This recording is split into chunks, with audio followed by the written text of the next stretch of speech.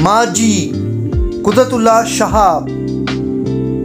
گلگت میں ہر قسم کے احکامات گورنری کے نام پر جاری ہوتے تھے۔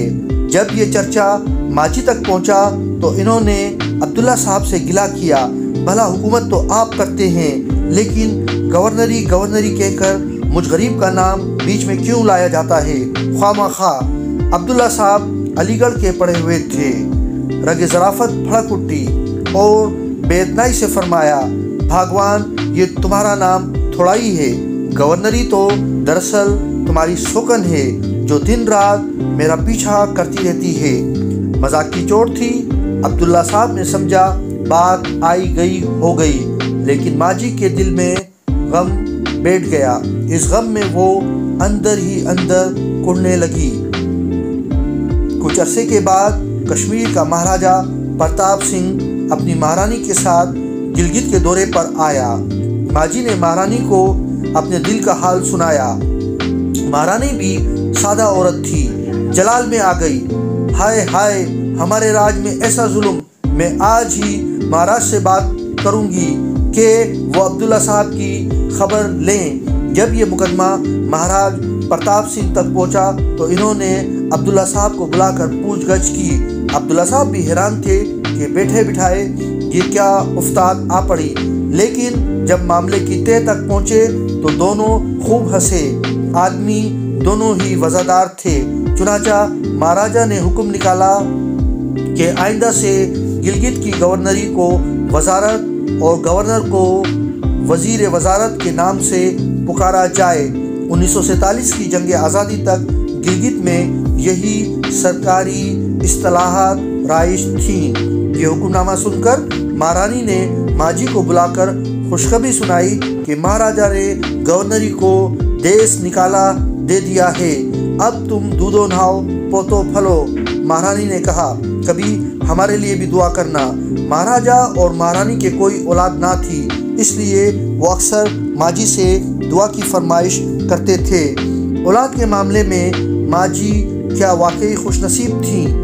یہ ایک ایسا سوالیہ نشان ہے جس کا جواب آسانی سے نہیں سوچتا۔ ماجی خود ہی تو کہا کرتی تھی کہ ان جیسی خوش نصیب مائیں دنیا میں کم ہی ہوتی ہیں، لیکن اگر صبر و شکر، تسلیم و رضا کی اینک اتار کر دیکھا جائے تو اس خوش نصیبی کے پردے میں کتنے دکھ، کتنے غم، کتنے صدمے نظر آتے ہیں۔ اللہ میاں نے ماجی کو 3 بیٹیاں اور 3 بیٹے عطا کیے۔ 2 بیٹیاں شادی کے کچھ عرصے بعد یک کے بعد دیگرے فوت ہو گئی۔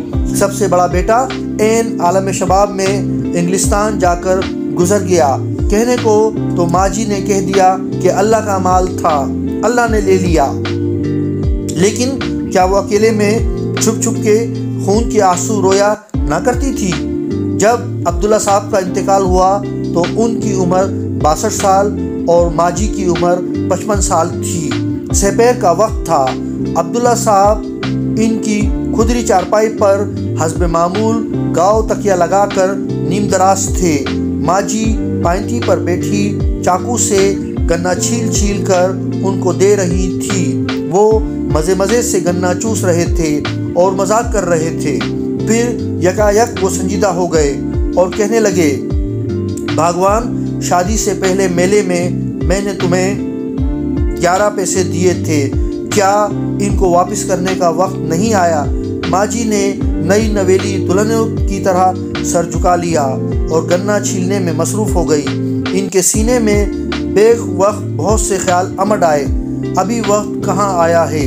سرتاج، شادی کے پہلے 11 پیسوں کی تو بڑی بات ہے، لیکن شادی کے بعد جس طرح تم نے میرا ساتھ نبھا کیا ہے، اس پر میں نے تمہارے پاؤں دھو کر پینے ہیں، اپنی کھال کی جوتیاں تمہیں پہنانی ہیں۔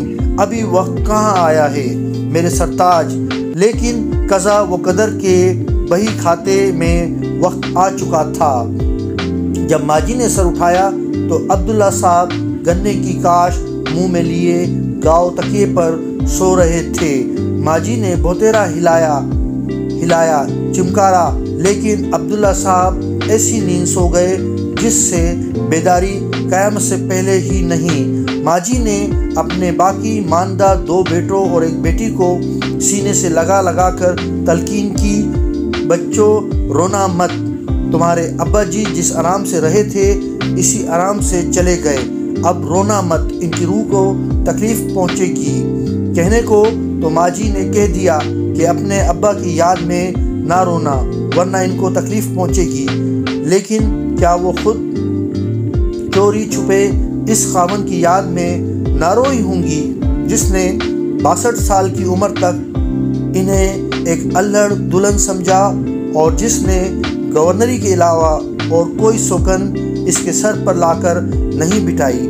جب وہ خود چل دیے تو اپنے بچوں کے لیے ایک سوالیہ نشان چھوڑ گئیں جو قیامت تک انہیں عقیدت کے بیابان میں سرگردہ رکھے گا۔ اگر ماجی کے نام پر خیرات کی جائے تو 11 پیسے سے زیادہ ہمت نہیں ہوتی، لیکن مسجد کا ملا پریشان ہے کہ بجلی کا ریٹ بڑھ گیا ہے اور تیل کی قیمت گراں ہو گئی ہے۔